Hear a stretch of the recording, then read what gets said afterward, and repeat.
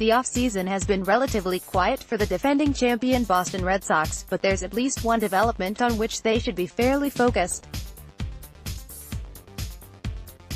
The Red Sox will have their eye on Manny Machado's flirtation with the Yankees, but the more important decision might be that of Bryce Harper.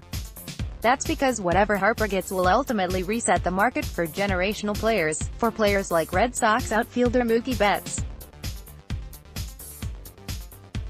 For better or worse, the Red Sox don't have to worry about Betts' free agency until 2021.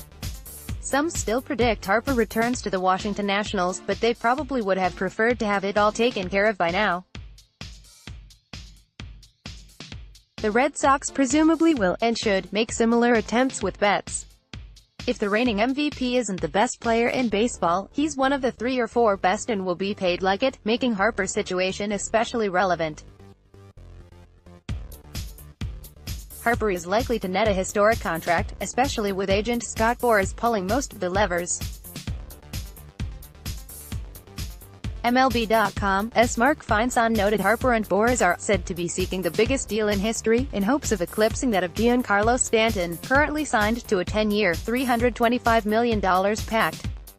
Feinsand also mentions Harper might be looking not only for the richest contract in baseball history but also the most lucrative on a per-year basis, a distinction that still belongs to Alex Rodriguez, whose AAV of $27.5 million remains the largest free agent contract of all time.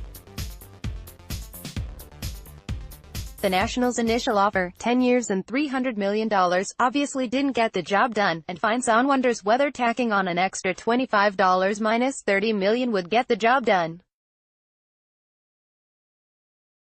10 years and $330 million would give Harper, and just as importantly, Boras, the undisputed biggest free agent contract in the sport's history. What does that mean for Betts? Truthfully, the only real answer remains, it depends. There are still so many variables involved, but one certainly could claim Betts is a better player than Harper and should be paid as such. Over the last 4 seasons, aged 22 through 25 for both, Betts has been worth nearly 33 wins above replacement, almost twice as many as Harper, 17.5. Betts has played in more games, has a better batting average by more than 20 points, more doubles, triples and stolen bases. He trails Harper's pace in most power categories like home runs and ops, and actually has driven in the same amount of runs despite spending most of his career hitting leadoff. Both players have MVPs in their trophy cases. But it's not that simple, either. There are a number of differences between the two players, most notably being the contract situation. Harper is a free agent open to negotiations with all 30 teams, while Betts remains under Red Sox control.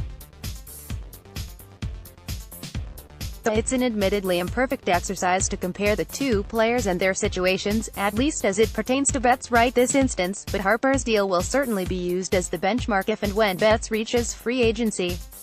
There is the possibility of an extension before free agency.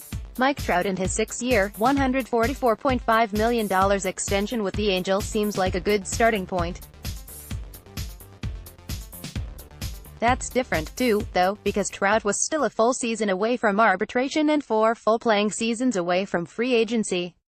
The Angels set up Trout for life before they had to, and he repaid them by giving up a few years of free agency.